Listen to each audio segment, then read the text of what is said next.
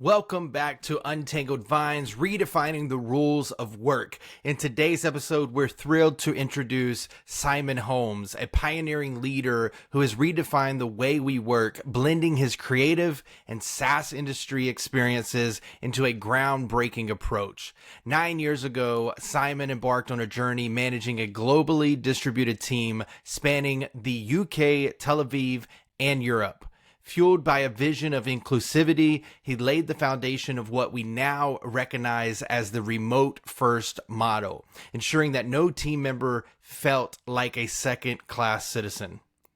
Fast forward to 2020, when the CEO made the bold decision to permanently close all global offices, thrusting Simon into the forefront of the remote work revolution.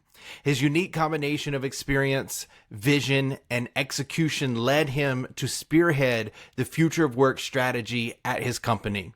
Simon, a published author, seasoned SaaS leader, coach, and consultant, has dedicated his entire career to harmonizing humanity and technology. He's developed the Remote Team Operating System, accompanied by a transformational program designed to empower leaders in any work setting, be it on-set, hybrid, or fully remote. The core principle? Location should no longer be a limiting factor. We at Grapevine 100% believe that, Simon. Join us today as Simon Holmes shares his insights and wisdom, guiding leaders like you in transforming your teams into high-performing remote or hybrid models within just 90 days. Discover how you can enhance engagement, efficiency, and profitability under his mentorship. We'll also link a free 45-minute strategy call with Simon that you can schedule and take advantage of today. Now, prepare as we delve into the world of remote leadership with Simon Holmes on this episode of Untangled Vines, Redefining the Rules of Work. Let's get started.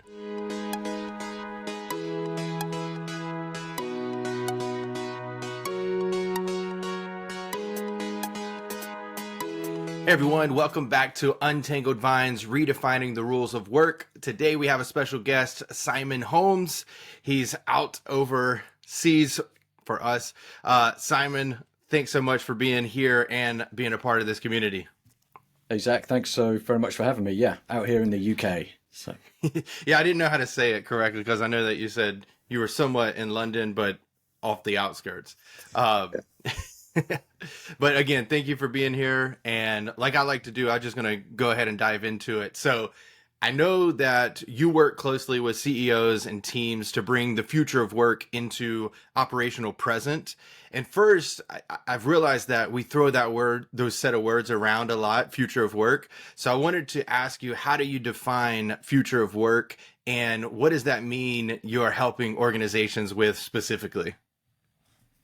that is actually a very good question. And it doesn't get asked enough, I don't think. But so to me, the future of work, and why I kind of dedicate myself to it is it's a more conscious and more intentional way of working, right? So we actually start thinking about how we go about daily work, which we haven't done for decades, if ever, right? As a as a collective, as the masses, right? We had forced into factories and all this type of thing in the industrial age, and we haven't really done anything about that since. We just changed the factories to offices, and then we added in technology, so like laptops, mobile phones, and so we go to offices. Yet then we take the work home with us, and we're always on, and it's breaking people, right? We've seen like stress epidemics and burnout and all of this, and it's there's a better way of doing things, and for me, the future of work is finding out what that is. So we don't have an answer yet. It's a growth area, right? It's something we're exploring.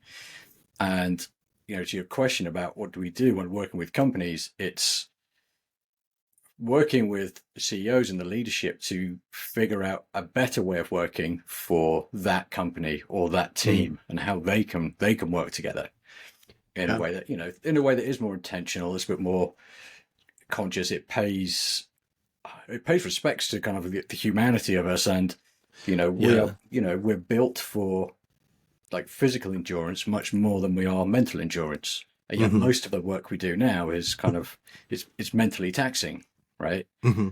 And I think we all know that you don't have like 8+ really good focus hours in a day. It's actually like between 4 and 6, right? It's the Hmm. maximum you can get out of, like, in general, most people, it's what they have, Hmm. right? So expecting more and forcing more just leads to the stress and the burnout.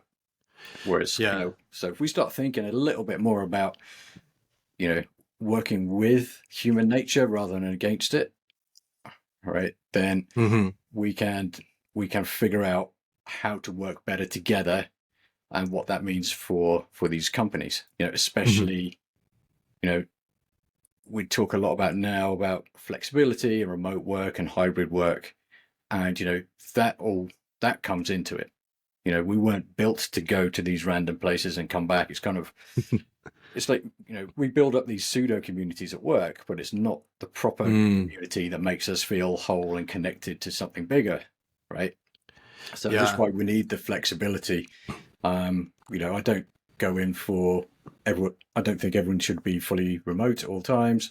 I don't think everyone should be like forced to go to an office all the time either, right? There's different paths. There's the way in the middle that works for me, right? It's really important that you work is good for business and it's good for people, and you put those together, and it ends up being like good for society, right? Yeah.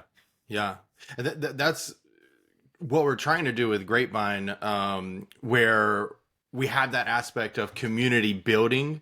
I call it going beyond the squares. So, like you and I Mhm. right now are in squares, and typically during the squares, you have these conversations that are highly professional and they're all about the business or the company and they're not necessarily about that individual. So we want to bring that aspect into remote and hybrid companies, because you mentioned a word that I use a lot whenever I talk about the future of work or remote is you have to be intentional as a company.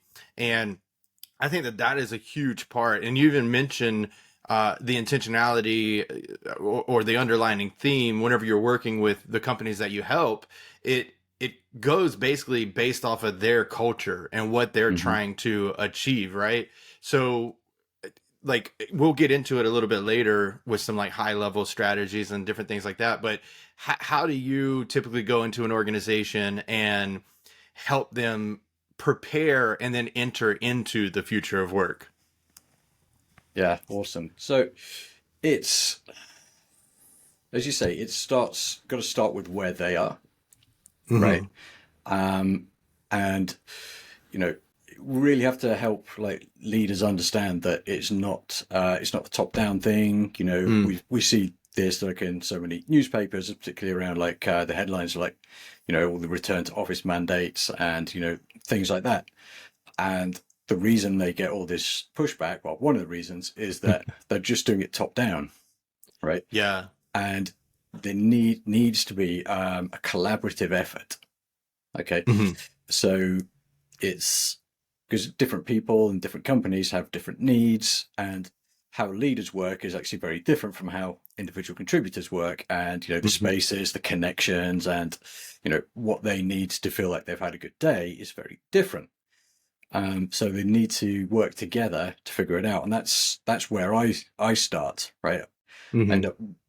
really, the we start working through, got like an 11-step plan. You work through creating like a blueprint or a team charter, right? Working Hmm. agreements for your team, right? But you do it collaboratively so that people are bought in, they know kind of why it's important. And sometimes you can actually get more of the face-to-face time, maybe some more actual time in offices actually comes out of this, because Hmm. there's a reason, there's a benefit, and the like everybody has decided this is actually a really good way of doing things, is to come together this often to do these Yeah. types of things, as opposed to that the top down mandate of you will come into the office like Tuesday, Wednesday, Thursday, and that's it because it's important. But everyone's like, well, those days I'm mainly just on like Zoom with people in other companies or Yeah.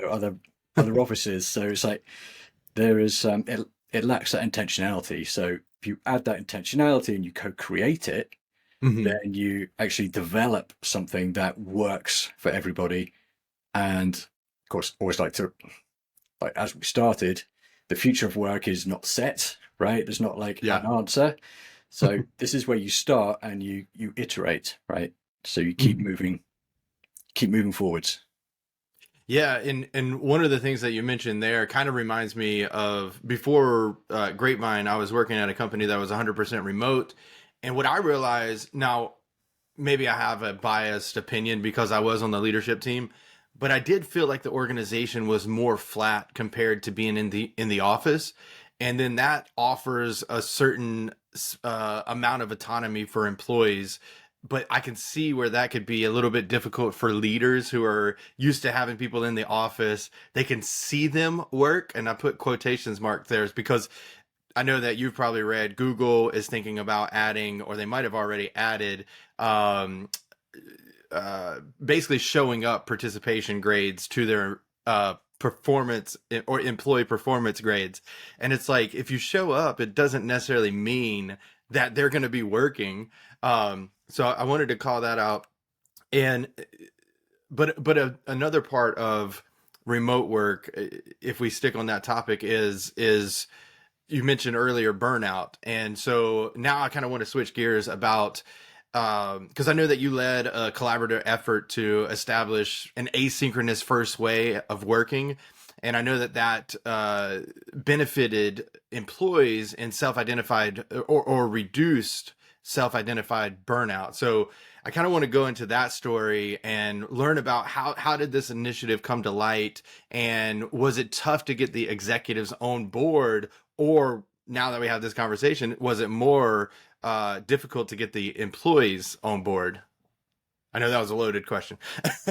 Yeah, no, it's yeah. So yeah, if we just rewind back to the beginning, so this effort actually, the initiative started like quite early on in the pandemic, Mm, because the company I was at, it's a global company, offices all around the world from Europe, US, APAC, mhm, and sadly we lost an engineer, in a young engineer who was based in Seattle.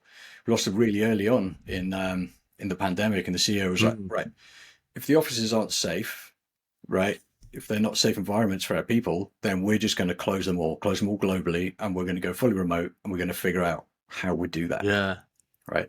And that's what happened. That kind of kick-started the initiative of that, and he was kind of very aware actually that the best way of doing this type of thing was to crowdsource ideas and crowdsource sort of knowledge of how this works, right? Yeah. That's a just to jump in. That's a unique leader right there too, to crowdsource employees' voices, because a lot of times they don't think about like that. For some we have this body of Mm-hmm. people, tons of resources, not only the experience that they're putting forth to the company now, but their previous experience. So I just want to call that out. Sorry. Yeah, no, I agree, and yeah, kind of, I'll probably touch on this a little bit more later, but so, that CEO, he was a real entrepreneur. He was the founder of the company. Hmm. And I often find there's quite a difference in the mentality between like the entrepreneurial founder and the sort of hired in career exec, right? Yeah, Um, definitely. who who they are the ones who are more likely to push back, some more subtly than others, but push back on this. As you say, it kind of gives more decentralized control, flattens the hierarchy a little bit, Hmm. and a lot of like the career execs, they've got to where they are because they like the power, they like the Yeah. control, that's what drives them, is like being at the top of that pyramid. And Hmm. if you flatten it down, all of a sudden it's like it kind of impacts their identity, right? And their Yeah. as well as this is how they know they can be effective, is by doing it the way they've done it. And if you don't have that entrepreneurial mindset, like a founder, is more likely to have, then it's more threatening than, let's figure this out. This is actually quite exciting. The the entrepreneurial mindset, right? Which is, okay, we've got an opportunity here. So it's, that's, it ties into one of your other questions about how do you kind of deal with the execs, right? Yeah. It's a challenge, right? Yeah, it really is kind of, the bigger the company, the more likely it is you're going to have more of the more old school execs, if you like. But and again, the way that we did it though is, say, it was really crowdsourced, and kind of end up leading this collaborative effort. There's like over 200 people, and kind of getting lots of input from all over the place. And we used to have some like ex-Amazon employees, and they actually have a really good sort of documentation, asynchronous documentation first way of working, right? And so kind of we sort of borrowed some of that, brought in some of our own cultural stuff, and kind of really start working about how do you change the behaviors, right? To be going from that always on high visibility, high presence stuff, because again, everyone was like worried and really anxious, right, about everything early in the pandemic. And it's like, okay, I definitely need to keep my job, so I am going to stay, right? I'm going to make sure everyone knows I'm working all the time, right? By being online, I'm going to reply to everything straight away. I'm going to join all the meetings, but I'm actually really tired, so I'm going to join all the meetings but not say anything, or I got to keep my camera off. And all of these things happened that kind of just actually bog the business down and slow it down by trying to work in the old way in a different sort of paradigm. Yeah.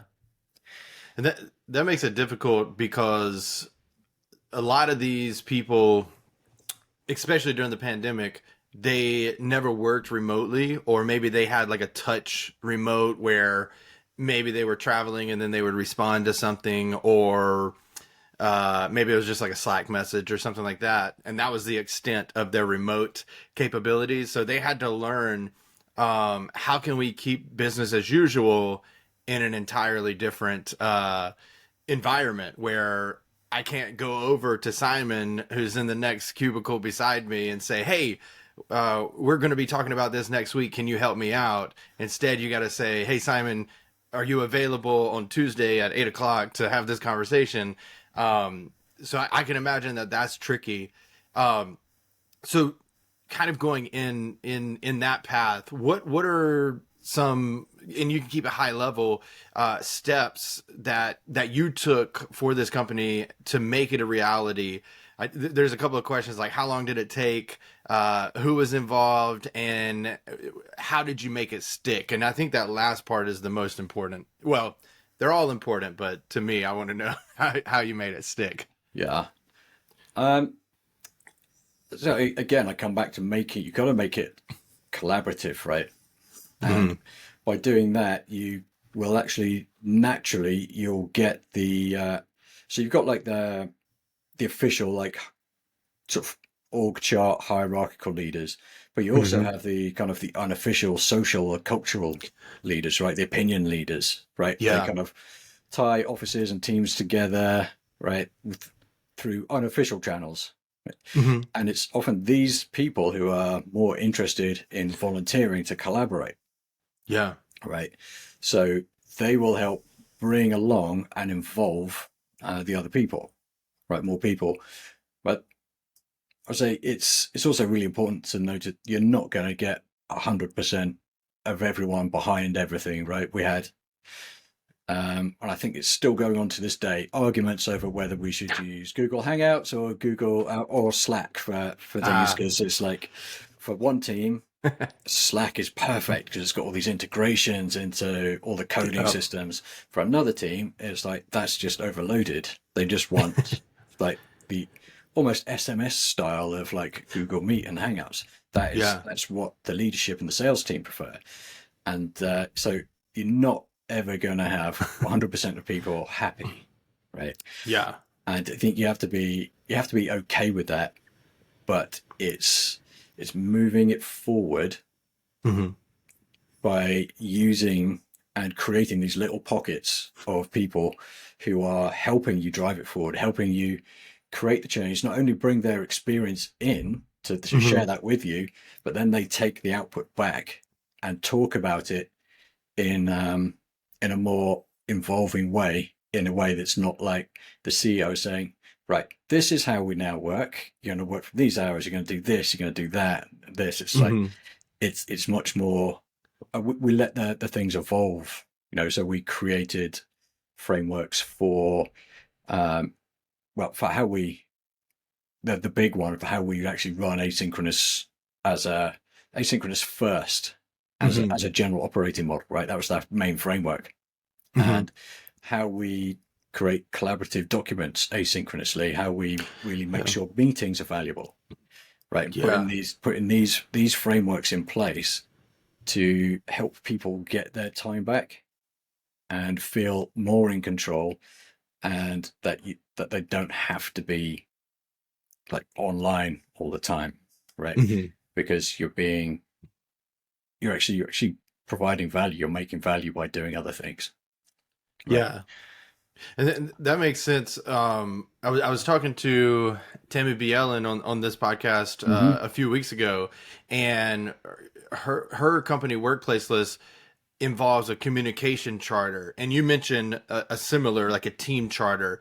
And what I'm finding whenever I'm talking to the future of work pioneers like yourself is it really comes down to communication, transparency, and clarity. I think that could be a good summary of like what needs to happen in a remote and hybrid organization, because like you said, in the office, it was defined for us 9 to 5. You're going to drive to this location. You're going to sit at this place and you're going to work from this time to this time. And then you're going to leave home and get stuck in traffic.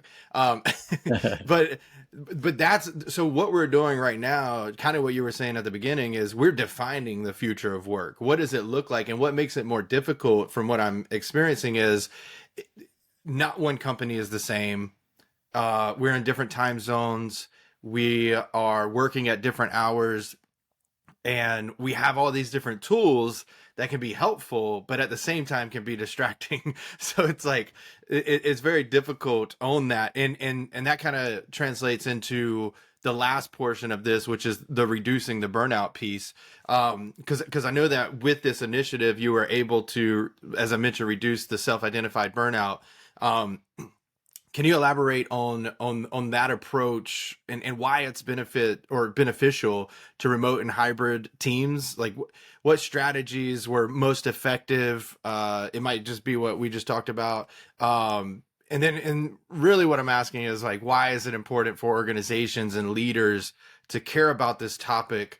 And the reason I'm asking is because I do feel like a lot of leaders think of burnout or emotional intelligence or anything like that as soft skills that can seem fluffy. It's just like a Gen Z or a millennial thing. So yeah, why is this important, and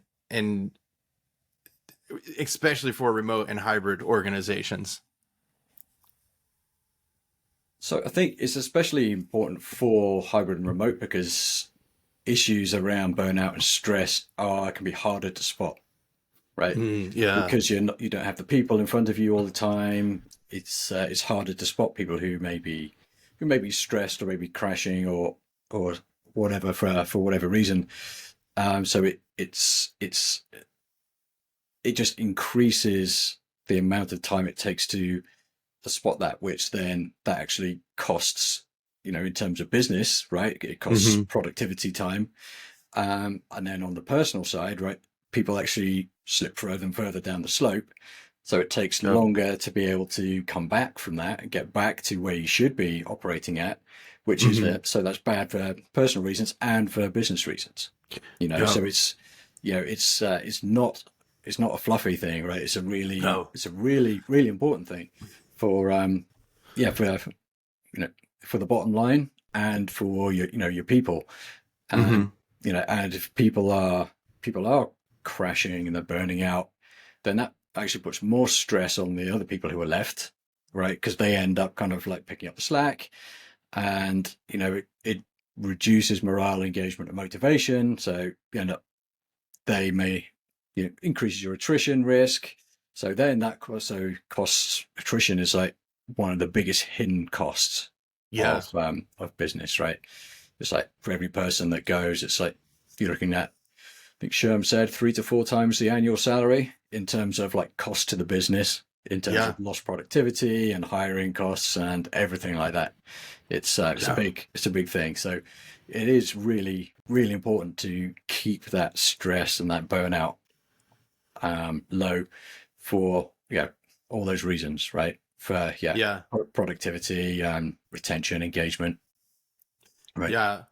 I always wonder why company, because I did my thesis on the happy productive worker thesis, and that started, I want to say, around the Great Depression.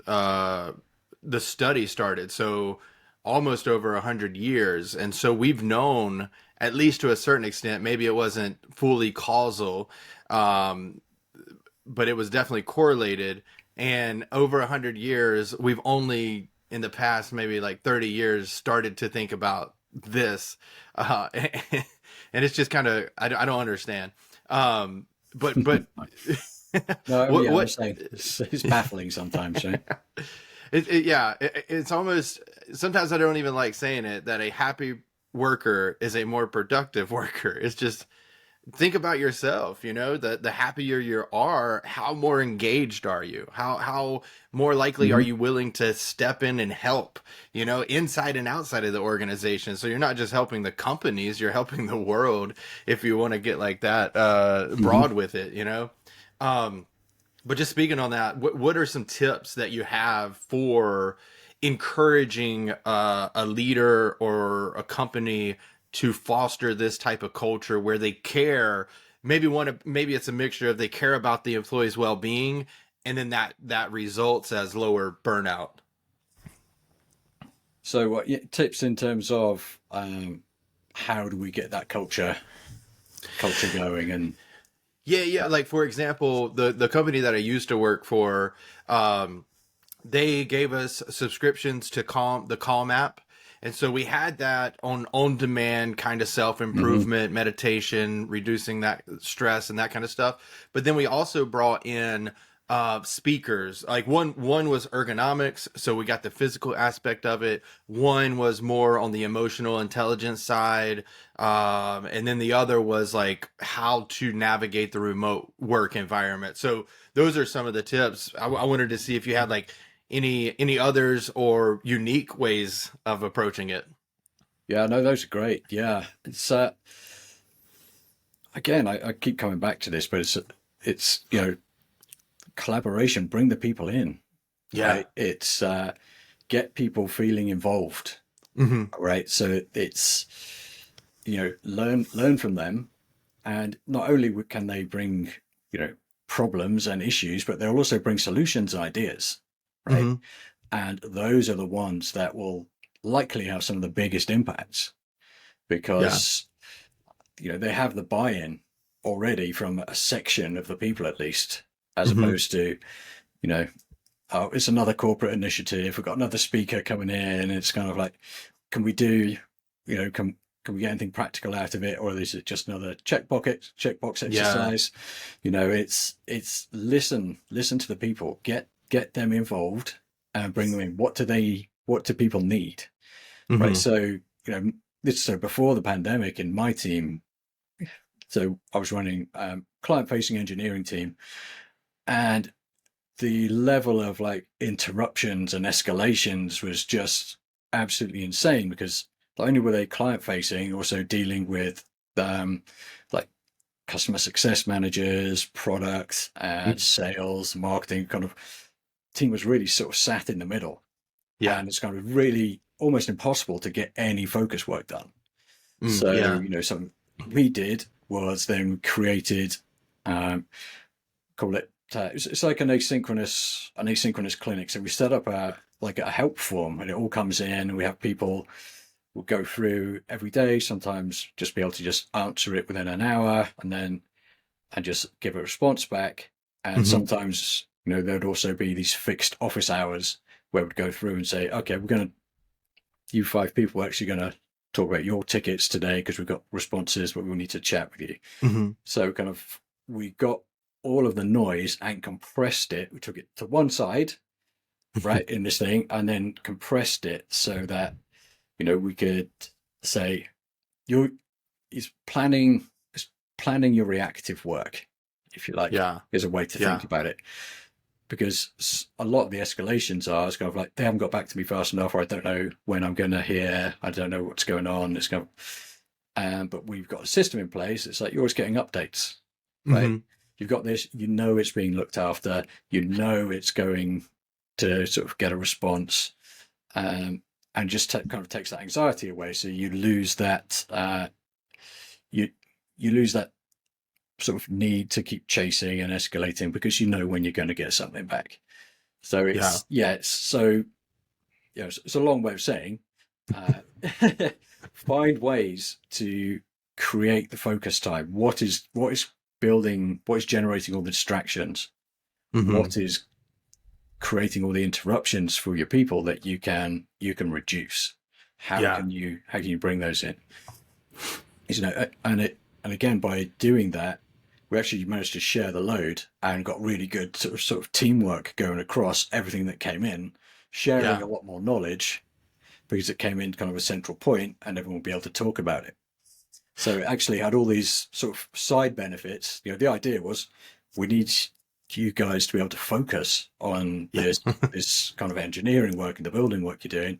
You can't do that if you're being interrupted every 5-10 minutes. It's not scalable. It's not going to last. Yeah, that's true. And that reminds me, because I mentioned those things that we did, and I will say that whenever we did have that speaker come in, like the first couple of times, I was like excited about it. I showed up. Towards the end, it was like, well, I don't know if I can actually do this because the workload is so heavy that, like, if I take an hour to focus on my well-being, it's kind of contradictory of myself, because I'm trying to build a better working world and I'm not listening to myself. But the big call out there that you said was bringing back the collaboration piece, because whenever an employee's voice is heard, whether or not you move forward with that actual suggestion, they still feel like more valued than in the last podcast that I did with Karen Hurt, and she has the book called Courageous Cultures. She talked about how the reason that a lot of people didn't speak up was for 2 main reasons. One, their managers were taking their ideas and claiming them as their own. And then 2 was they felt like they wouldn't be heard, or that it didn't matter what they said. And so, like, bringing that collaborative, or fostering that collaborative culture, and actually taking in their input, and then not even just taking it in, because that's what a lot of companies do, but then they forget about the execution piece of it, which is the biggest part. Ideas are simple, but execution is hard. And so I like that you called that out, where you're organizing directly from the employees what it is that they need to be successful in their job. And it goes back to what you were saying before, where it's not just top down, it's the entire company that you should get involved in this. I do have a question about that, because a lot of people have ideas, not all of them are great. How do you how do you cipher between that and navigate those conversations with the people who might not have the best ideas? With a great deal of diplomacy. It's it. You're right. You do get a whole mixed bag of ideas and quality of suggestions, and sometimes it's the suggestion is just because someone is like super narrow-minded and focused, on their thing. It's kind of, it's like, we should all have ergonomic mice, just because they like an ergonomic mouse, right? And the budget didn't have one, so you kind of. You normally have to try and find a way of looking past what they say to what they actually mean, right? It's it's like consultancy 101, right? So Yeah, yeah, what do you actually want? You've told me what you think a solution is, but I need to know what your problem is, and I'll tell you what the better yeah, solution is, right? yeah. And there's an awful lot of that. And also, you talked about, yeah, doing this for the whole company. So yes, it's yes and no. So you kind of have company level frameworks, but it Hmm. works much better if you then let teams create their own sort of team charters, if you like, how they work. So you've got sort of the overall principles of the company. This is the kind of the culture we want to foster, want to follow. Hmm. But you can create your own working agreements, your own team charter for how you do things. How you collaborate. What's important to you? What are you working on? How do you do it? How often do you need to get together and work? How often do you have? Some teams will need a daily stand-up, some don't. For Yeah, example, just really, really basic things like that. But you mentioned this before, right? It's clarity, is giving clarity to everybody about where they are, where they stand. And we went through a phase of, yeah, we had daily stand-ups, and then we ended up reducing that to just 3 times a week because that hmm worked better for our team. But you change it. You need to yeah, keep it, again, it needs to be flexible so you can change it and let other teams figure out the cadences that work best for them. And then it does get fun because you obviously have cross-functional things and different teams talking to each other. But if you start by having the clarity within the teams, that hmm gives really good hooks for how teams actually interact with each other, right? yeah, Sometimes it's kind of it'll just mesh, it'll work, and other times it's like, we work like this, yeah, but we work like this. Okay, so let's figure out how we work together, right? hmm So there's I don't think this is actually unique or new to kind of remote work or hmm hybrid work, but it's just like so many things. Just a spotlight has been shown on. It's just been put on these things that we don't. Anyone who's been working in an office for the last decade or two know that it's just not very good, right? It's kind of like yeah, there's band-aids all over the place, and we just kind of put yeah, up with it. This is office life. This is just work. This is how it is. And now it's like, actually, you take the office away, and those band-aids fell off, and it's like, yeah, oh, this isn't working. How do we do this? How do we get this to work?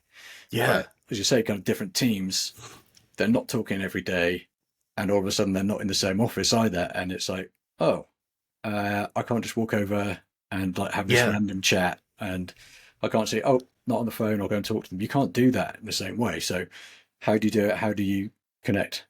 Because, by the way, just walking over and interrupting someone at their desk, also not an ideal working practice, right? Yeah, yeah, that's another distraction Yeah.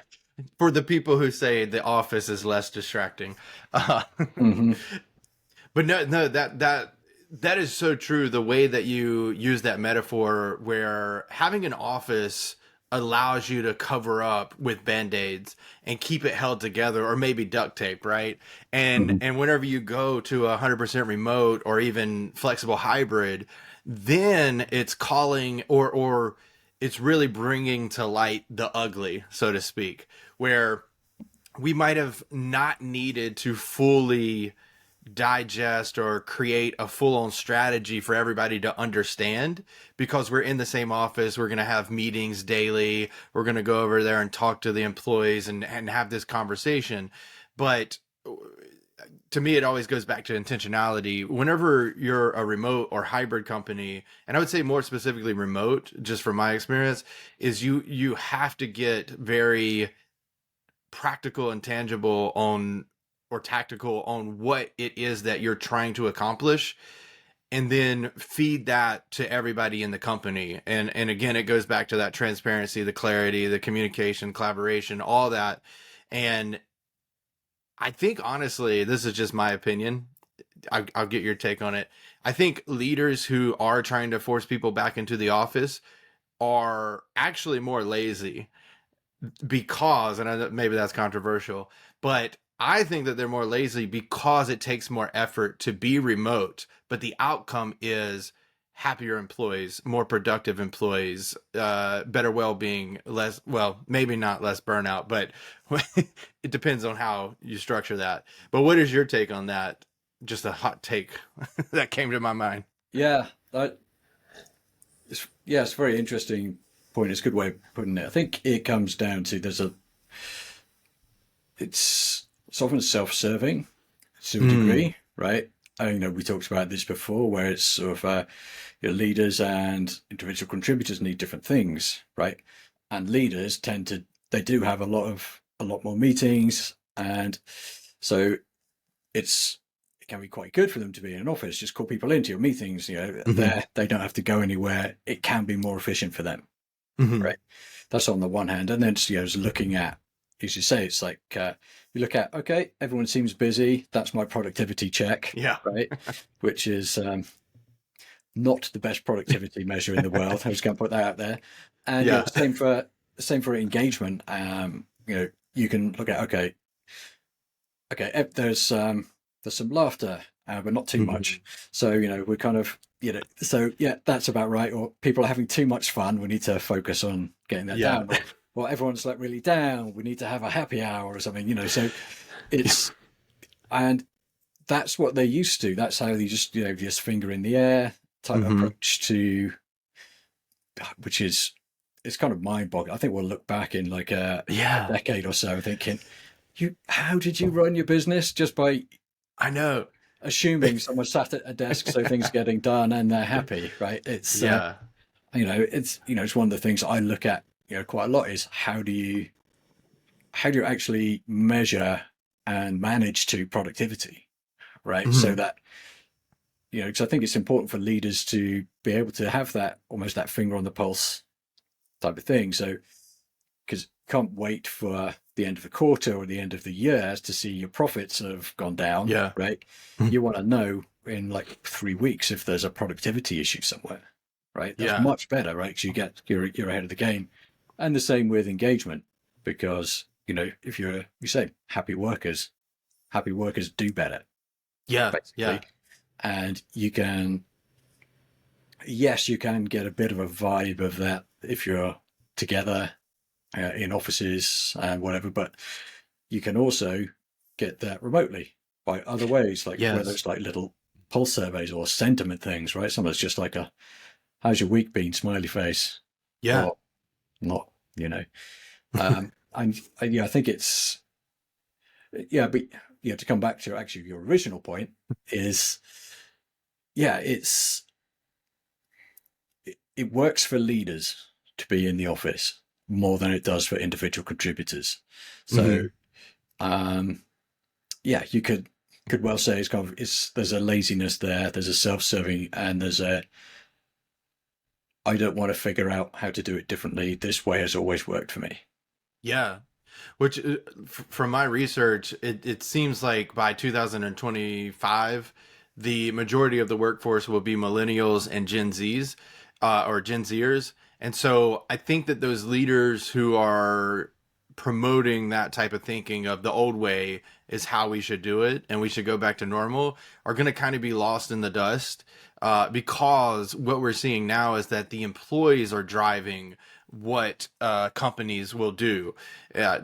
Just the simple call out or the headlines of Amazon, Apple, Google, Tesla, like trying to get their employees back into the office, and then their employees just straight up not going back to the office, So, but I do think, like, just on that topic, you kind of mentioned it earlier where you didn't say this specifically, but it kind of starts with why, or you have to deliver the why of if we do need to go back to the office.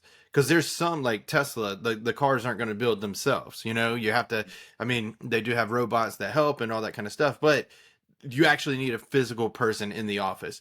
Okay, have those people come into the office, tell them why, and maybe if they can, give them raises or something like that. I don't know if that's the actual correct answer, But then like the knowledge base workers, or not knowledge base, the knowledge workers, um, where they're at a computer all day. And like you said, if they're going into the office and they're just sitting on Zoom meetings, what's the point? You're wasting space, and you're kind of allowing, or not allowing, making them take a hit on their own well-being. But like you said, some people like going into the office, some people don't, but having that flexibility is the real goal here. But I know that there was another section, but I'm going to skip to the collaboration with Corn Ferry, because I wanted to get your take on this, because I don't know how up to date you are on like U.S. I won't call it politics, but it's kind of politics with DE&I. Right. So I know that you collaborated with Corn Ferry, which is a global organizational consulting firm. You helped developed hiring profiles and success pillars for all the roles and levels globally. So how can organizations level or leverage frameworks like that to enhance their remote and hybrid work strategies and offer meaningful individual development plans? And this is like specific to Grapevine, because our mission is to make work more flexible, inclusive, and fulfilling for everyone. And that inclusivity part is what we're talking about here. So yeah, how do you use those types of frameworks to develop those things? Okay, yeah, interesting question. So, yeah, so with Corn Ferry, they've got a whole load of great frameworks, and one of them, just wonder if I've got the thing around here somewhere. I do. It's like they've, so they have these 38 competencies, right? That you prioritize for different roles, and whether you need to be, sort of your top 10, for example, for each role. You have these are the competencies that you should have, and you have different levels for like different levels in your career path. Mm-hmm. And with those, it really helps give a framework for how you can create a meaningful sort of development plan. Okay, so you're here to actually be at the top level in this role. You should need to work on this competency by doing these things, and this is how we're going to operate over the next sort of 6 months to see if we can get you there ready for your promotion to this path. So that's if you're going like in the linear way, kind of the self-development thing for getting that in your career to the next step. Another way it's actually kind of be really useful, something that companies miss out on all the time, is sideways moves or lateral moves, right? Yeah. Because there are going to be so many like overlapping competencies between different types of roles and different regions. It's like you may have something is missing, but it's an easy one to learn, right? You could move off, and there is so much like value in moving people around if they want to change your career. So much value in keeping that people with their knowledge and wider knowledge of the company. Like I talk again, also wider. Something else that we did, something I always love to do, is bring in people from different functions. So we were talking about this when we're working on the asynchronous-first thing. There are like 200 people. We divided them up into like subgroups, but always the aim is to get diverse thinking and input into each one with different experience, connecting people across functions, right? Which depends on the size of the organization, but this was like 2,000 people, so it was kind of like over 20 years old, so it had built up some silos. And and the best thing you can do in a company really is then break down those silos and connect, right? Because that is going to help your company move forwards. And that is something you can do by having, if you've got these individual profiles in, and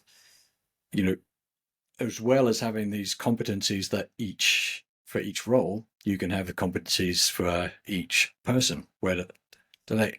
And it's like, oh, you're a good fit for this role. Are you missing? Could you move over? Can you do other things?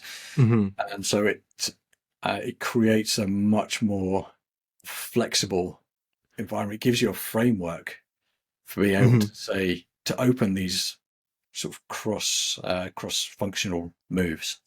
So, and it, and if we're talking about inclusivity, right, Hmm. it can take away a lot of the bias, Yeah. right, by bringing it down to, you can ignore things like the school that you went to, and the grades or the company you used to work at before. Take away all of that because, okay, you demonstrated that you are Hmm. good at these things, you know, Yeah. and so so I mean, there are obviously loads of things like that from Clifton Strengths. That's another really good one, Yeah. um, and for that's less tied to the role you're doing, which is where Corn Ferry kind of really that comes in. 'Cause Yeah. it ties the roles to the person, and the competencies kind of sit in between to give you that sort of freedom of movement. Uh, Hmm.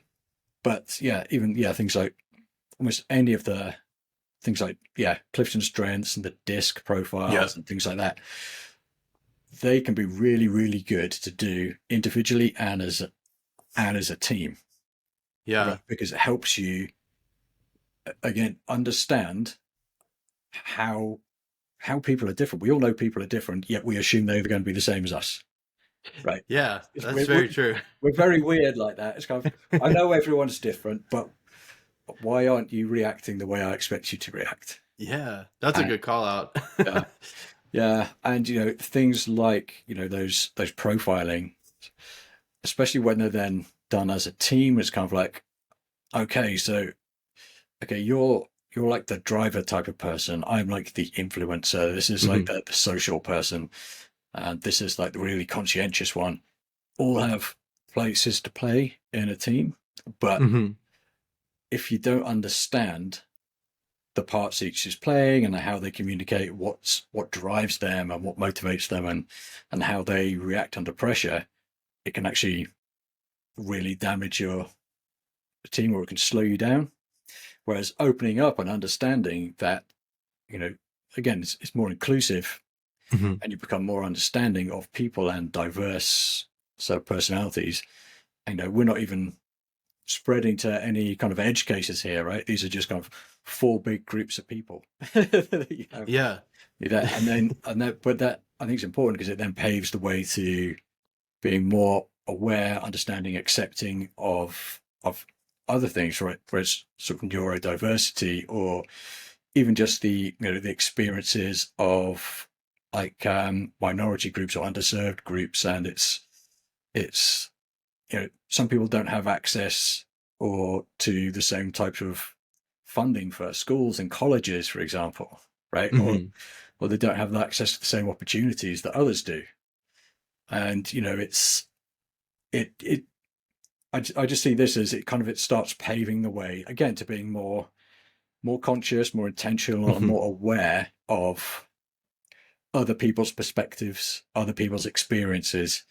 And when we start having more of those open dialogues, we actually end up building. We build better teams, and we do Yeah. better work, and we build better connections, better businesses. Yeah, and the reason that I'm focused on inclusivity is one, obviously I'm a white male, and so like uh think about what you want with that, but there has been like systemic structures out there that has pushed me forward, and one of the ways that I can become an ally in this world to lift others up is to learn about other people's cultures, other genders, other things that I'm not aware of. And so whenever I think about inclusivity, um, I want the community that I'm building or the company that I'm building at Grapevine to have these different experiences. And I don't know if this segues perfectly, but what I was thinking is there's kind of like a conflict with remote work, at least from what I've read, where you have from the studies that I've seen, it says that like minorities, people of color, experience better outcomes in a remote environment.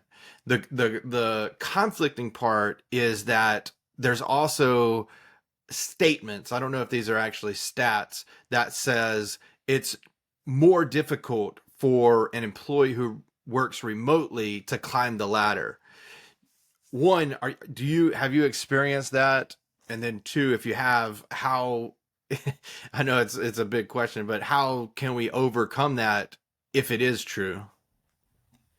Interesting. Yeah. So be interesting to see where that sort of stats or statements come from. It sounds like more from like the previous world of a hybrid thing, which was office first, office based, but some people are remote, right? Yeah. And in that type of scenario, you do get real proximity bias, right? Yeah. And in those situations, that's where I see the people who are in the office with the boss get invited, more likely to be invited to the, well, either it's just, for just come and have a coffee, or get invited to join in the more interesting projects, or they're just more, they're more present, more front of mind, right? All the time. Yeah. Just And you can build practically, yeah. those cliques, kind of like the in-office cliques versus the loner, again holding up quotation marks, the loner remote person in their basement coding or something like that. That's not true, but that's what I see sometimes. Yes, yeah, agreed. I think that's something you have to be like really, really careful with. And I struggled with that when I first started managing distributed teams. It's kind of like half of the team were in the same office as me, and half were not, right? And it, that's actually kind of what led me down my career path to here, right? Changing from engineering management to doing this, and what I do is, how do I give a consistent experience to sort of the people in my team, Hmm. regardless of where they are, and Yeah. I think we, as part of the future of work, we're moving towards that. It's going to be, we're looking to be more intentional to remove this type of this proximity bias, right? This Yeah. visibility bias that we've had and we've seen, and we are hopefully we can actually reduce some of that by being more aware. Even if we're hybrid, we need to move it to, again, a remote first Yeah. rather than an office first, right? Yeah. Because everybody can work remote first to a degree. Yeah. I know, I know. There are edge cases, and I know we can talk about that. I've talked about that before, but okay, most people can work kind of remotely to some degree, but not everybody can get into an office in a given location. Yeah. Right. Yeah. That's very true. So if you want to be able to sort of scale and access the full global talent pool that's out there, or even just, it doesn't have to be global, just be your entire country, right? Even like Yeah. US, pretty big place, right? You're not going Yeah. to not going to commute from East Coast to West Coast, right? Nope. But being able to just employ people even from like rural areas, Hmm. right? Who can't move for whatever reason, could be family reasons, caring or whatever. They can't move, or just don't want to move from the rural into like a city to get Yeah. like a tech job.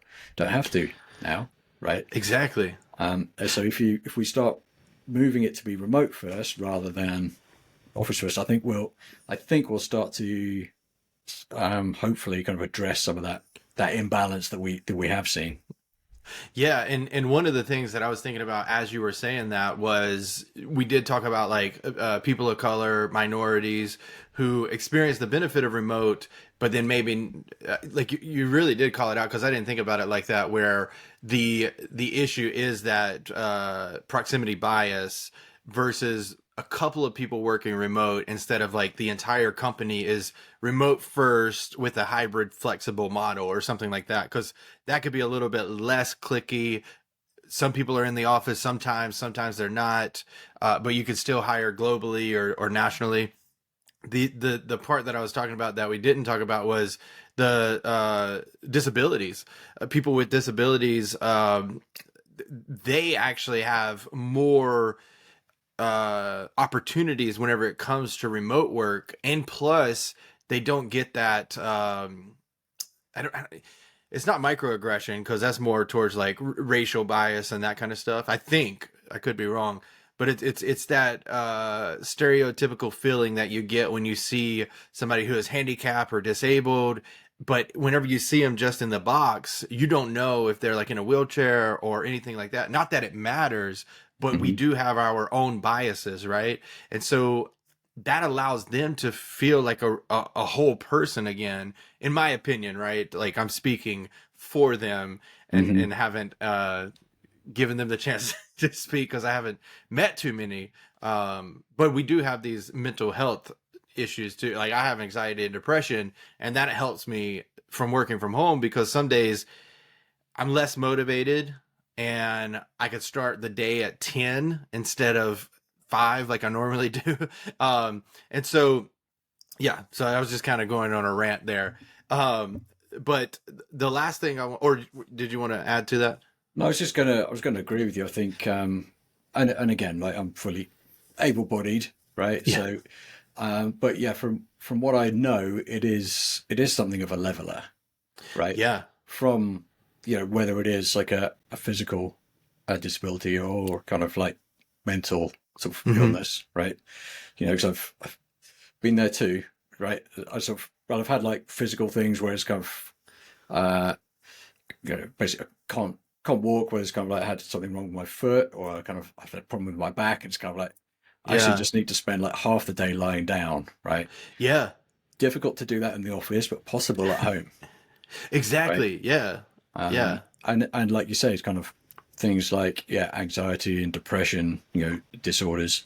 It's it can be a real struggle, right? Sort of, 'cause I've been there, and when you're there, having to go into a busy office is kind of like, I've been there. Sort of, I've got to the office, and it's like that's my energy done for the day. Just getting there Yeah. was the Herculean effort, and then Yeah. I'm supposed to be on it for 8 hours. It's kind of like, dude, I'm spent, right? Yeah. Yeah. Whereas if you're at home, you can work into it. You can spend a bit of time kind of working on yourself, your mindset, or whatever it is that you need to Yeah. do to kind of overcome that. Give yourself that time to then be on there, or adjust your day around a bit. You have more flexibility to, you say, kind of like, I normally start at 5, but now I'm going to start at 10, but then maybe I'll move some other stuff around. So I might end up working later or shift it to tomorrow. And it's about that. Exactly. It's about the flexibility that, that we get. And then you get the best out of people, as opposed to if you're exhausted by the time you get to the office, you're no use to anyone. Yeah. But you stay there and you just end up feeling worse. And Yep. that's a slippery slope to burnout. Yeah, because to burnout, but then also you can take it out on your coworkers too, and then now they Hmm. feel bad, or then like rumors start, and then it's like this whole spiraling thing. But yeah, it goes to the point of my opinion again. I think 9 to 5 is dead, and whenever we trap people in this box, um, it makes it difficult for them to present their best work. Now, we obviously still have to get the work done, and so you do have to kind of push people on that. But yeah, that's it's there's so many benefits to remote work, flexible hybrid that like you use the word flabbergasted. I get flabbergasted on people like Jamie Dimon, who says remote workers are lazy and they don't come into the office, or they ran their own report and it said that they were more productive in the office. Well, yeah, you want that outcome, you're going to produce it. There's something called data manipulation. Um, Hmm. Yeah. but I'll stop. I know that we're going a little bit long, but I'm going to skip ahead to the lightning round if you're up for it. Yeah, go for it. Okay, all right, we'll make this quick because I know I'm Yeah, taking a lot of your time. that's so good. um, so this one, we've had two answers that went one way. I think we might get the first one the other way, but we'll see. Coffee or tea for those early morning Zoom meetings? Very un-British of me, but I'll have to say coffee. Oh, see, I was thinking I was stereotyping. I apologize. I was expecting like some black tea or something like that. All right. Favorite remote work playlist or music genre to listen to that you listen to? I go to two extremes. I either listen to sort of focus like binaural beats stuff Okay. to get my mind in that way, or something like aggressive and noisy and fast like Linkin Park to Okay. really get to kind of up the energy levels, right? It depends where I am, what I'm doing. But yeah, Yeah. those two different ends of the spectrum. Well, I think I'm similar with that. More on like the hip hop version, but I will have that kind of like coffee shop ambiance that I'll Hmm. put on in the background if I'm trying to like work on something that I need to read or like actually do stuff instead of just like the kind of autopilot task. If it's autopilot, I'll put on like hip hop, like J. Cole, Drake, Tupac, Snoop, Hmm. all them. Nice. Okay. Most creative location you've worked from remotely. This could be like you felt creative or it was actually just a creative spot. Oh, I think the best place I've worked is going to be, yeah, it's at a retreat in Mallorca. That Mm. was right in the middle of the island in a villa, kind of Ooh, that almost sounds isolated cool. from everything. It was kind of, yeah, yeah, Was it like pretty the awesome. tropical place or Um, so it's in the Mediterranean. okay? So it's warmer than the UK, much nicer, and Not as yeah, much rain. sunny. No, so yeah, no, that's a really good place to hang out. Nice, nice. One essential tool or app for remote productivity. Ooh, something. God, I don't know. There's so many. Yeah, my Mac is just yeah. I could just go like really obvious and say my Mac. I can't do Hmm. anything without that. But you know, yeah, I use everything from yeah, full on Google Suite, got Notion, Slack, and Hmm. Zoom, and yeah, yeah, stuff everywhere. But I think for me, it's like I can live with just my laptop. Yeah, that's true. I think was it Karen or Tammy? They mentioned a timer, so that one threw me off a little bit. But MacBook makes sense. I'm more of a ThinkPad person. Yeah. Fair enough. How do you combat Zoom fatigue or MS Teams fatigue or Google Meets fatigue? Uh, well, so you can probably tell. I think last time we met, I was probably sitting down. I've got a sit stand Yep. desk. That makes a big difference. Just which is so weird. I'm in the same space, but it just feels very different, right? From Yeah. sitting down for a bit, standing up for a bit. Um, yeah, do things like that. And I know people love to have their command centers and things like that, but I also think for real flexibility and things, I will go and take my laptop. I'll go and like have a meeting down in my kitchen, or the weather's nice. I've got the Wi-Fi goes quite far down in my back garden, so I can go and Nice. sit outside and just kind of have some depending on the audience of the Zoom meeting. That's true. Yeah. you know, Yeah. it depends, right? So yeah, for me, it's mixing up the locations, and I always try to make everything to a degree fun, right? You kind of Yeah. I think I'm very serious about the work that I do. And I think it's super important, but I Hmm. also like to have fun doing it, right? So we'll have a laugh, we'll say things. It's kind of like injects humor into it. There's Yeah. nothing I do that's so serious we can't at some point laugh about something. You know. Exactly. Yeah. I'm the same way. Like my wife got me this cup. It says you say workaholic like it's a bad thing. And so I love the work that I do. Um but yeah, it's good to have fun, to joke around. One of the ways that I know this is not my lightning round, but I seem to keep answering my own questions. The one of the ways that I do is at the beginning of the call, now you can't do this all the time, but at the beginning of my calls, I say like, how is everybody doing? If it's on a Monday, how was your weekend? And then you kind of break it up and you bring in this camaraderie to a remote environment where that's where you get to know the people beyond the squares, as I was mentioning before. Mhm. And sometimes it can go off the rails, but I never leave the conversation feeling like that wasn't important. For now, if you're in the office, you get straight to it because you can have those conversations later. But Mm. I think that those are very important. That's just my 2 cents. No, yeah, no, I agree entirely. That's actually something that my last company, we did put that into the meeting framework, is Oh, that, nice.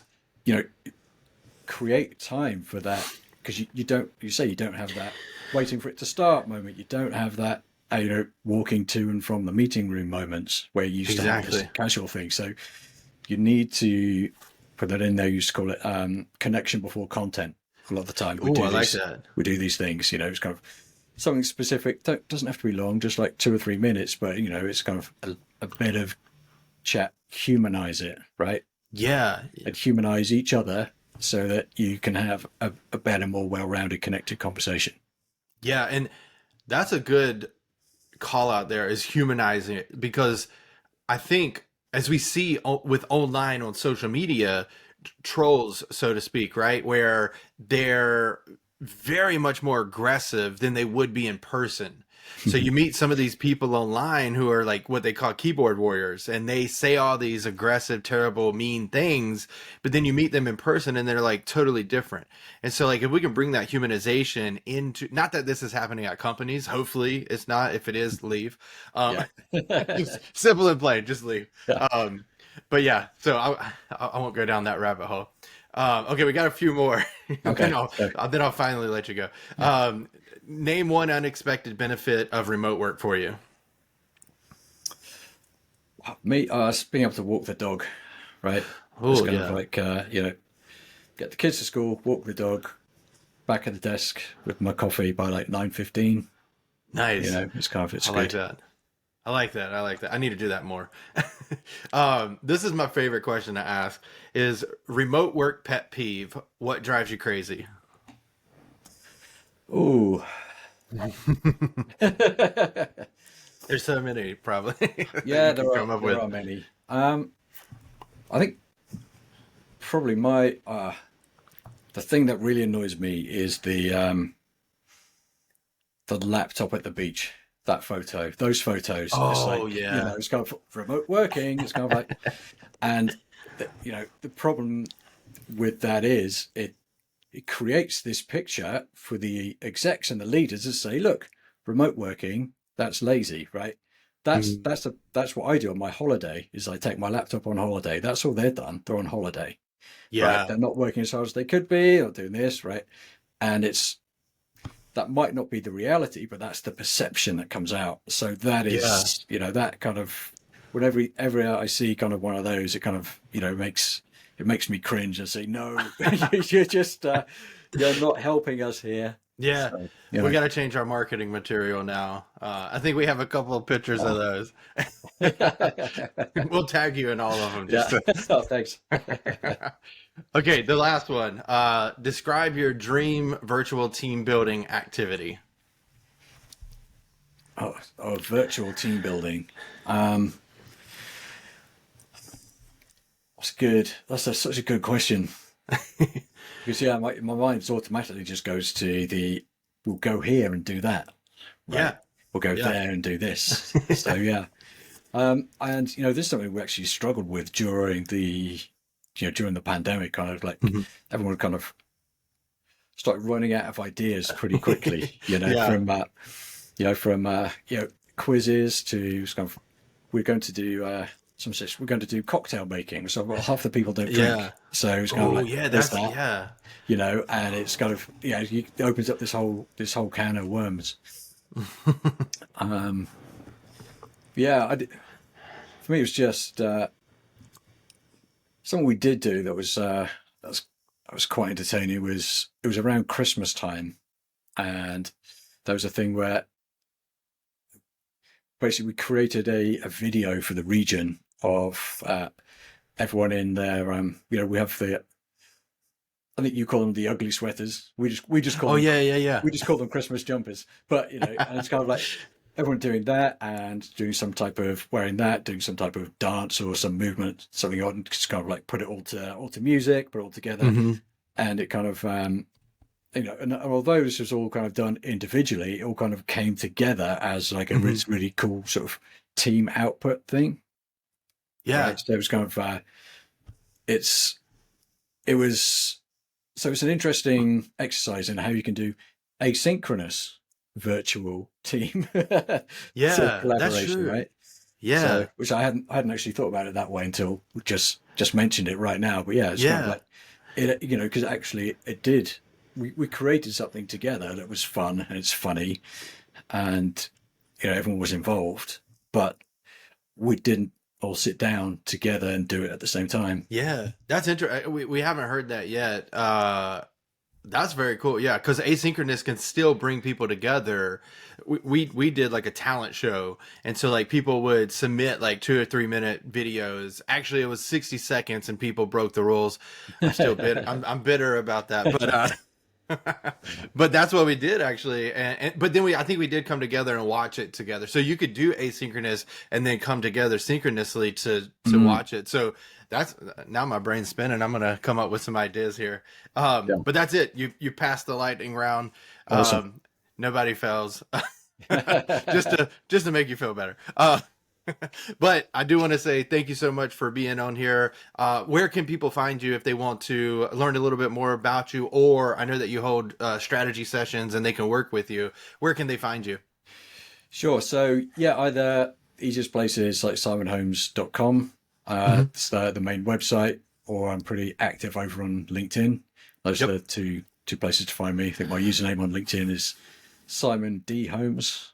Okay. So had to put in the middle initial there because someone got in before me. Yeah, Um, I'm the same way, and I feel a little arrogant when I have it because it's Zachary Wright MBA, and it's like, oh, he had to be that guy. But it makes people easier to find me. yeah, But no, thank you again so much. I think a lot of the listeners will have a lot to think about, to take away, and hopefully implement into their organization. We'll put your strategy session in the show notes and everything. But again, thank you so much for being here and being a part of Untangled Vines. that's great. It's my pleasure. Thanks for having me, Zach.